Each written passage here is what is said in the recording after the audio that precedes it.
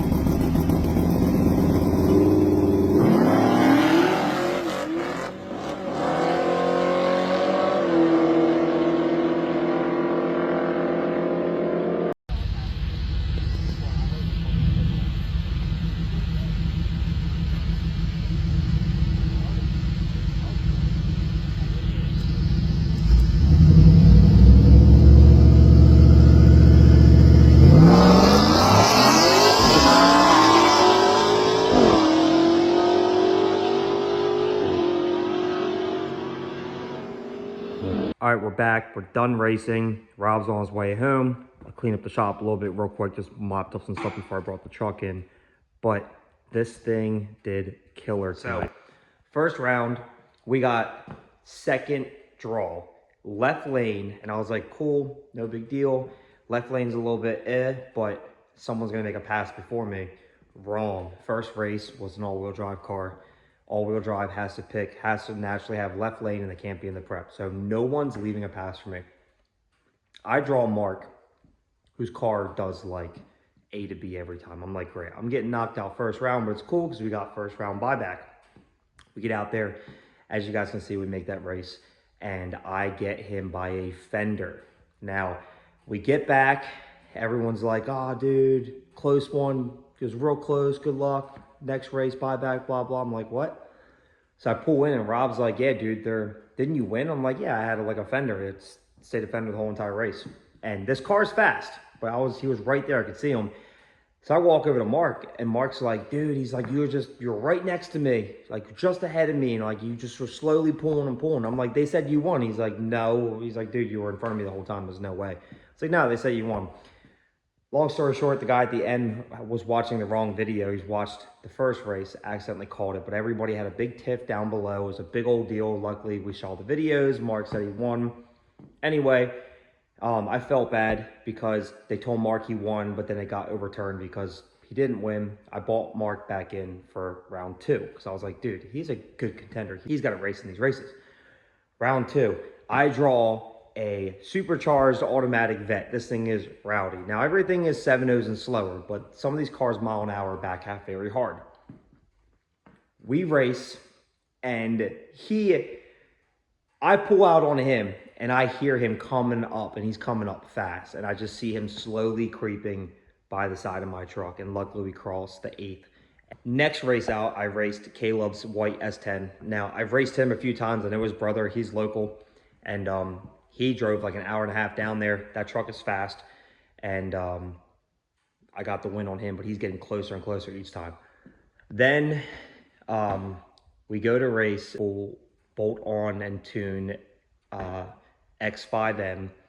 It is quick, it's very fast, and I was running so close to the breakout time that I was worried that I was going to break out. After watching the videos, this is 100% on me. I beat myself this race. I'm not discrediting James at all. That SUV is very fast, but I tried to leave a little bit softer so I wouldn't take the chance of breaking out because I was right on that line, and I did that, and I just couldn't come around them. The SUV is it was just way too fast.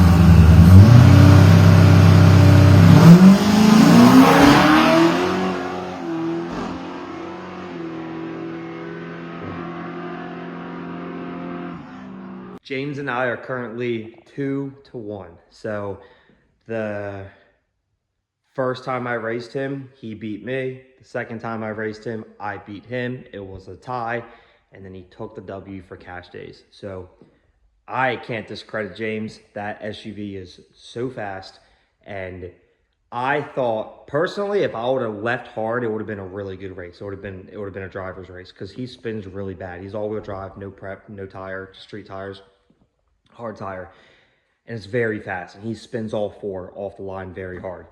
I don't know what I was thinking leaving soft against him. We're in the semifinals, right? I said finals before, semifinals. So like these guys have been winning all night.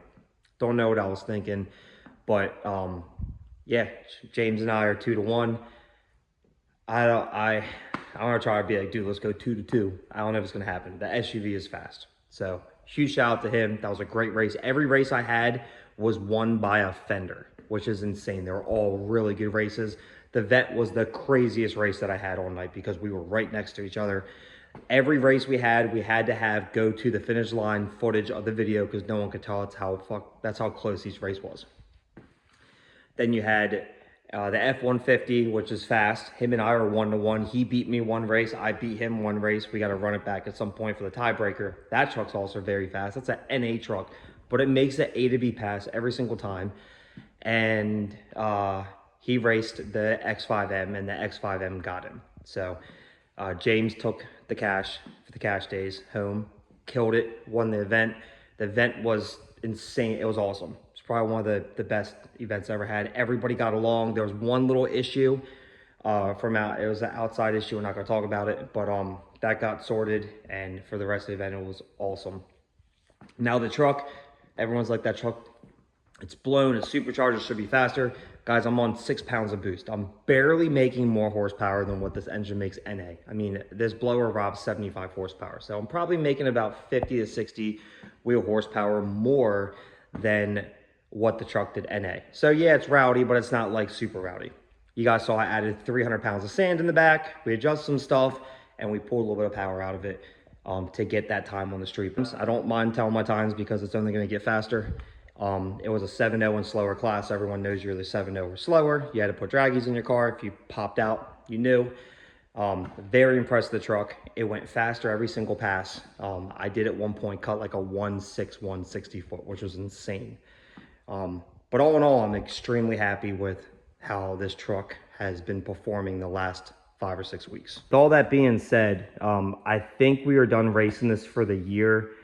I did pull the dipstick to check my trans fluid, and it had sprag material all over the dipstick and inside the tube. So the trans is obviously hurt. I checked that before the race, and I didn't care because I was like, I'm racing it anyway. I've been waiting for this cash days. I know a lot of people in it. They're all great people to hang out with, and it was a blast. If I broke, I broke. Was nothing crazy, but I'm probably gonna have to pull that out and send it out. We're gonna do new front suspension, not anything crazy, just some, I'll just make videos on it so you guys can see. And then I'm doing a complete different rear setup, and then we're gonna put a bigger, lower pulley on and probably make about 4 to 5 pounds of boost more. Roughly on the edge, we're probably gonna make right where the blower max is out at. And I think this blower max is out at 775. So we're probably gonna make around 650 wheel. We're gonna try to cut a bunch of weight out of it. And I think this is gonna be just pretty much a big truck from here on out. We're gonna build a couple of road racing cars. But like I said before, guys, if you like these videos, please give them a thumbs up. It helps a lot when you watch them and you don't do any type of stuff. It gives the analytics, blah, blah, blah. But we have a couple awesome things. If you can see in the background, there's a reason there's that there. If you see in the background, there's a reason why there's stuff back there. We have some really good content coming, and I think you guys will really enjoy it. We got some stuff we got to do to the vet, and I think we have 3 new cars coming to the channel. 3 or 4. So make sure you guys hit that subscribe button. I appreciate all the support from you guys. I'll catch you on the next one.